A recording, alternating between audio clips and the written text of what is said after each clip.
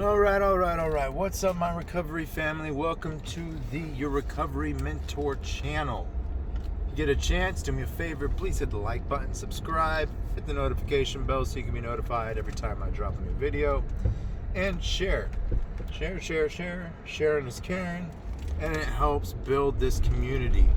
I think it's incredibly important for us as addicts and alcoholics in recovery to have a consistent community that we can go to, we can count on, that we can be interdependent on, so that we always feel like we're a part of something. Because growing up, me personally, that's what was missing. Is I always wanted to feel like I was a part of, but never did. And maybe you can relate to that. And maybe it had a lot to do with me being bullied for 2 straight years in junior high. But all I wanted was to just feel like I was a part of something.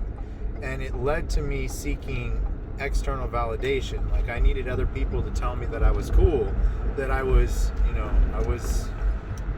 a good person, that I was valuable. And we get stuck in that habit of looking for that external validation, which brings me to the point of the video today.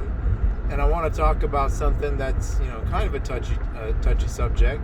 Some people don't like talking about this because they want it their way. But it ain't Burger King. So I want to talk to you about relationships in early recovery. And if you haven't already closed the video, congratulations. I'm proud of you for sticking around. Because you probably, some of you don't want to hear it. You're already fallen in love. You've got 27 days. You've met the love of your life. And you're planning on getting married. And I get that, okay? Congratulations to you. Obviously, that's all sarcasm. But what we're doing when we get into a relationship in early recovery is we're seeking that external validation. Because if someone sees enough value in us and is attracted to us, then obviously we must not be as big of a piece of shit that we think we are. Because someone sees us as a good person, at least good enough to be in a relationship in. And so we seek that validation, that worthiness per se. The problem with that is, one, we use it as a distraction mechanism while we're in treatment or in early recovery so that we don't have to focus on ourselves. It's really easy to manipulate ourselves into thinking we're doing the right thing, right? I'm in a relationship. I love this person. I want to take care of this person, be there for them.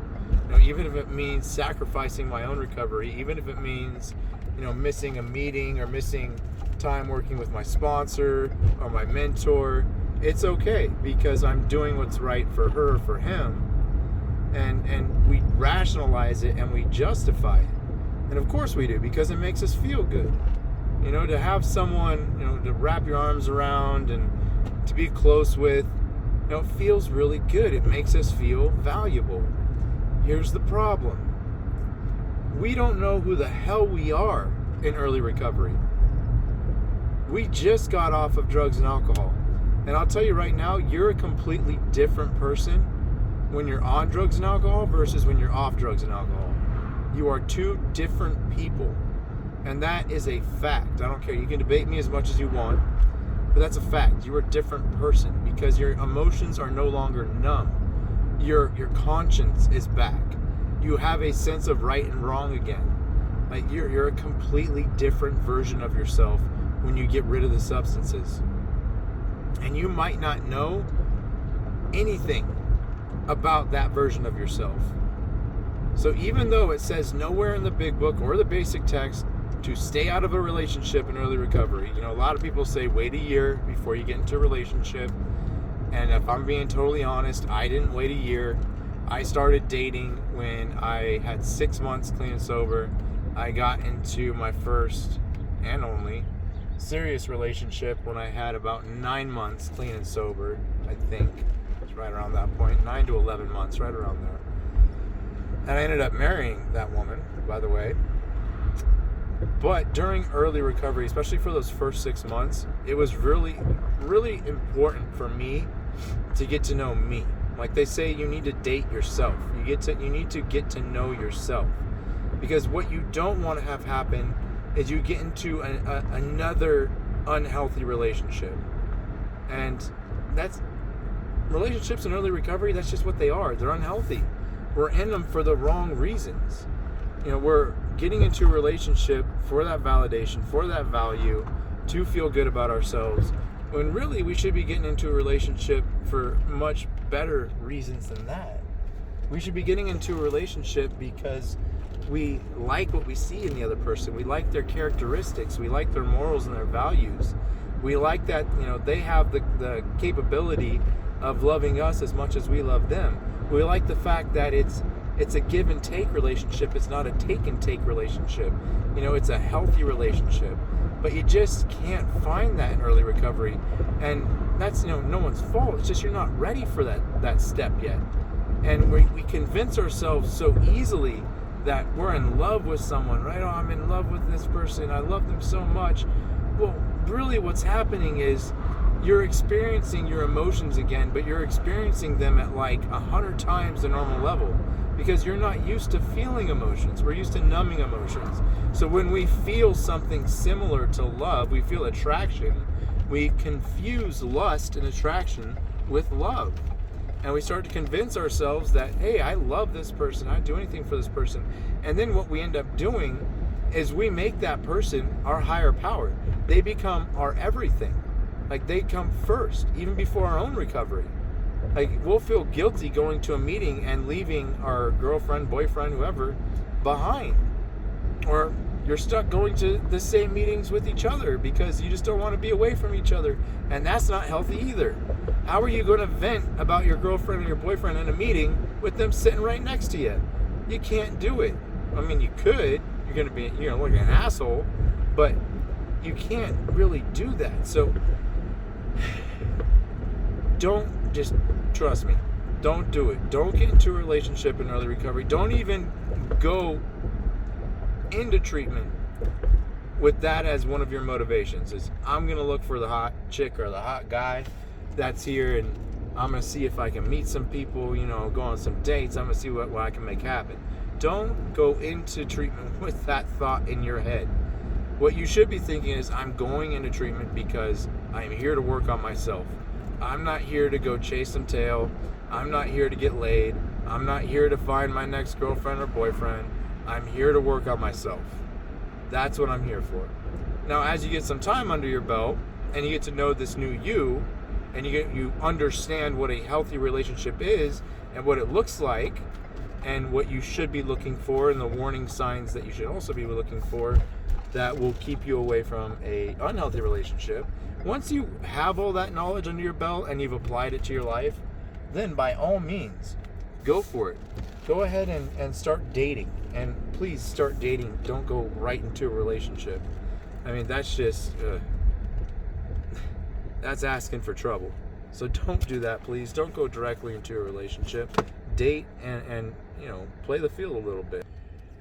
Now, don't misunderstand what I just said when I said play the field a little bit. What I mean by that is, typically the first person you date might not be the one. All right, so keep your options open and never settle.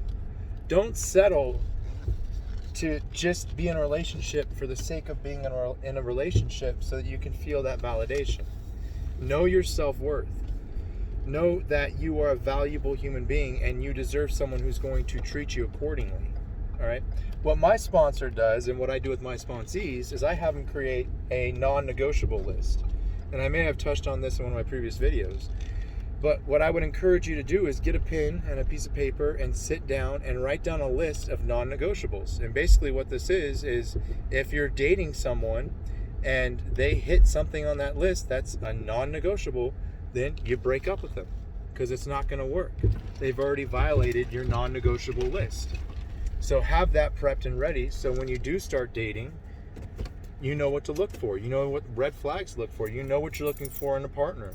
Have that ready to go. So when you do meet someone, you can quickly judge whether or not it's going to work for you. But my advice in the meantime is work on yourself. Get to know yourself. Get to know this new you. Don't let relationships distract you.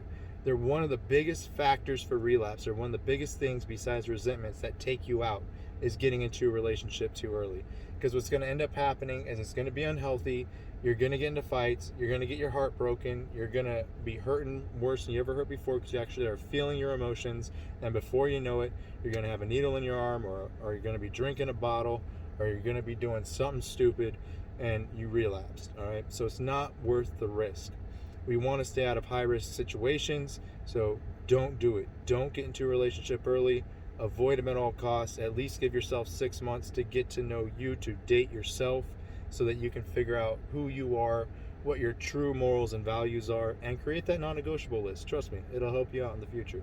I used it, and the woman that I met, that I got into my first real relationship with, she was perfect.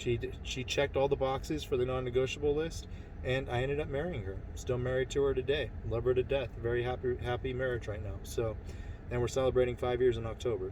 So you can get into a healthy long-term relationship while in recovery, but you just got to do it the right way.